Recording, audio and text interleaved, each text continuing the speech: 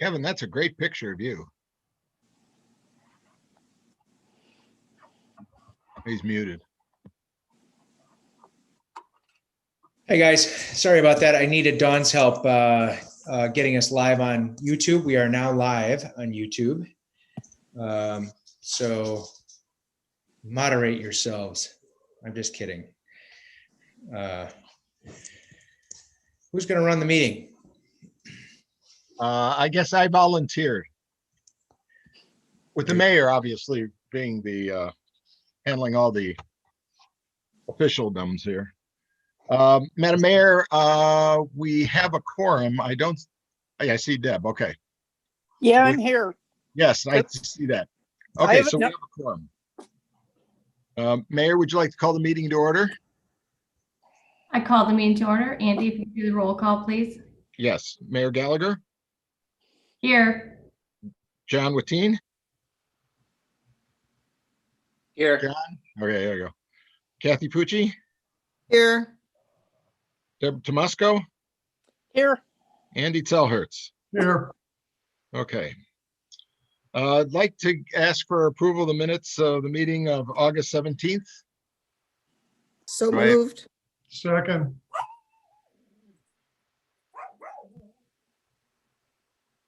Mayor Gallagher? Yes. John Watine? Yes. Kathy Pucci? Yes. Deb Tomusco? Yes. Andy Telhertz? Yes. Okay. The next item of business is the election of trustees. We have one position open. Do I have a nomination for Mr. Watine? I nominate John Routine for the position of trustee. Second. Are there any other nominations? Hearing none, Mayor Gallagher, Yes. John Watine, Yes. Kathy Pucci, Yes. Deb Tomusco, Yes. Andy Telhertz. Yes. Okay. Now we have the election of officers. Do I hear any nominations for the chair? I nominate Katie Gallagher for chair. Second. Okay. Let's vote each one of these individually then.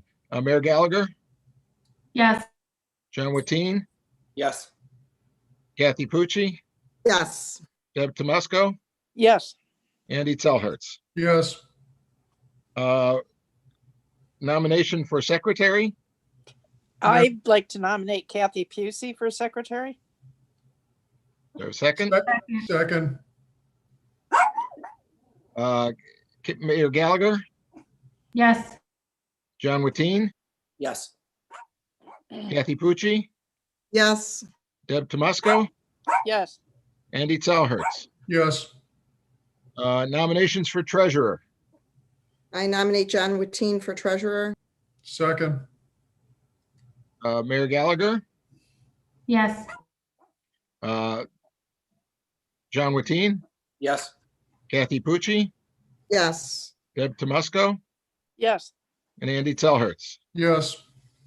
All right. Then we have the approval of the 2020 financial statements. Do I have a motion? Move to approve the 2020 financial statement. Second. Mayor Gallagher, Yes. John Watine, Yes. Kathy Pucci, Yes. Deb Tomusco, Yes. Andy Telhertz. Yes. All right. Now I am very happy to pass the gavel so that I no longer have to run these meetings to Jeremy Rowan. Jeremy, would you handle the next item? Yeah, item number 5 is the approval of the purchase agreement for the property 8519 Memphis Avenue. So this is the former Speedway training facility. At the last meeting, we discussed this at a bit of length about why it was necessary for the CIC to take the lead on purchasing this versus the city. Since we at the last meeting got the approval to go ahead and start that negotiation. We've been able to reach an agreement with Speedway to purchase that property. And the purchase agreement that was attached to the meeting invite reflects those negotiations. And what we're here tonight is to talk with the CIC and ask for approval to sign that document with the understanding that City Council will have to approve the funds to make that purchase. I don't know, Kevin, did I leave anything out you'd like to add? No, that's the status of things. So you have a version of the purchase agreement that has been vetted by council for both Speedway and the city, and on behalf of the CIC. And so I'd be happy to answer any questions. But Jeremy, you got the gist of it. May I ask a question? Yes. Did we ever, Mr. Butler, we had a conversation about the whole non-residential use and what the legal definition was. Did we ever kind of come to a conclusion on that? Because we had talked about the possibility of maybe parking or something if we ever did have multifamily dwellings on the Up to Bat property. Yep. We did come to conclusion with Speedway and its council, and we've resolved that issue. So we're going to hew closely to the definition of non-residential in the administrative code. That is to say, we are permitting ourselves to do anything except build residences. And so to the extent that there might be some ancillary parking on top of the property, that would be okay. We just can't build anything that's residential on the property. And that would align with the covenant that's currently encumbering the property anyway, which Speedway put into place when it stopped operating a gas station. That's a recorded document with the county recorder's office. And that prohibits us from conducting any business on the property that's, or building any residences on the property. So we're not bound by what was kind of part of the initial conversation, which I believe it was termed commercial or industrial use. Remember, like we were trying to figure out if how parking for residential would fall into, what category. Correct. It just has to be, that's right. We're not bound against building parking for adjacent residential use. We are, however, bound against building residences. Is that because, Kathy, you were asking that question, is because of like the fact there was tanks underneath the ground of that when it was a gas station, there's certain things we can't do with it. Wasn't there also something along the lines that they were being very vague about us never being able to use it for like a convenience store or anything that would compete with their businesses, right? So it has to basically be residential and then parking on top of the actual land that we're talking about, right? All of that is correct. We did abandon the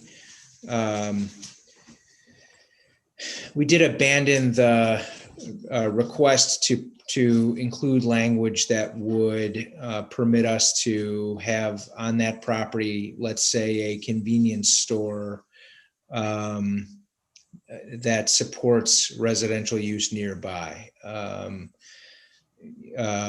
They did not relent on that particular request, and we didn't think it was worth the fight.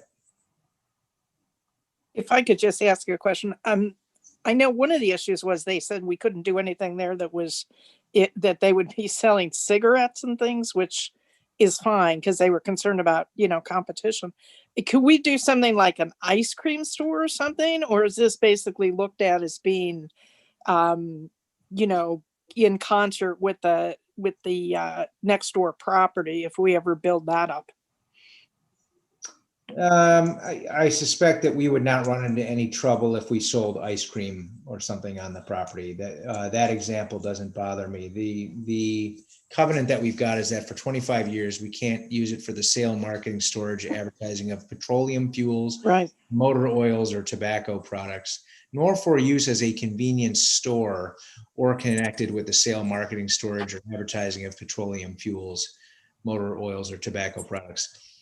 Okay. I guess the question, I'm If it's sorry. our heart's desire to build an ice cream stand on that site, which I don't think is going to be the case, but which may be, then I don't think we're going to violate that particular covenant. Right. I guess the question I have is Jeremy going to market that property once we knock the building down and it's vacant land, or are we going to just hang on to it in anticipation of building next door?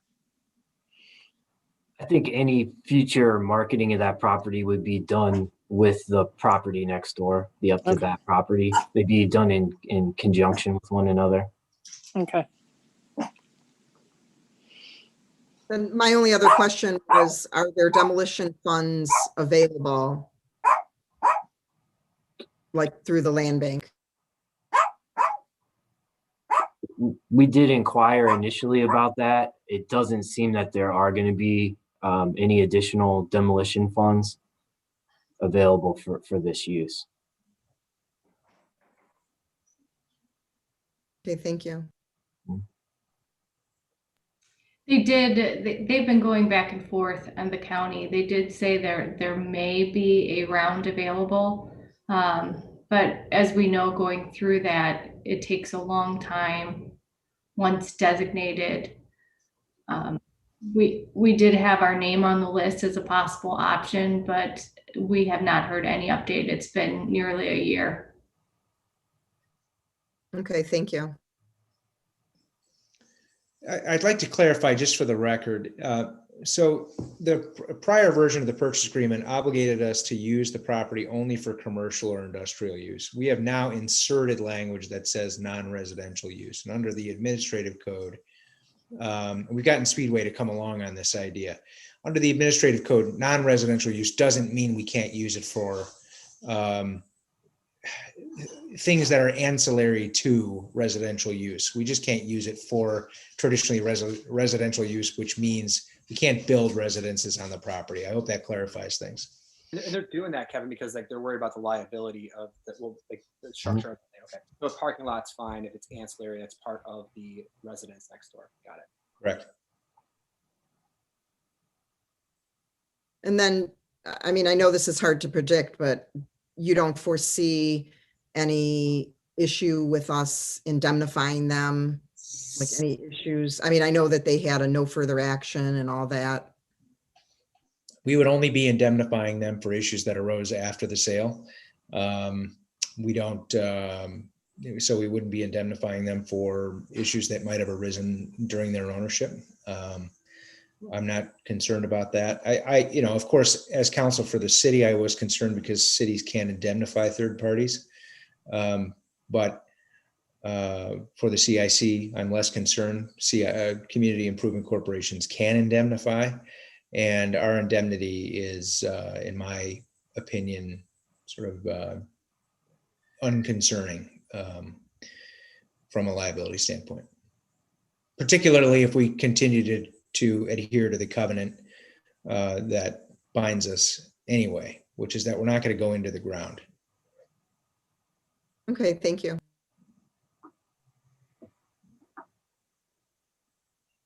If there's there any, nothing else, go ahead, sorry. yeah, that's what I was gonna say. If there's nothing else, can we get a motion to approve the purchase? I move that we approve the purchase agreement for 8519 Memphis Avenue. Second. Any other discussion? Mayor Gallagher, Yes. John Watine, Yes. Kathy Pucci, Yes, Deb Tomusco, Yes. Andy Telhertz. Yes. Is there any other business? Hearing no other business, move for adjournment. So moved. I'll, Okay, second, I'll second. thank you.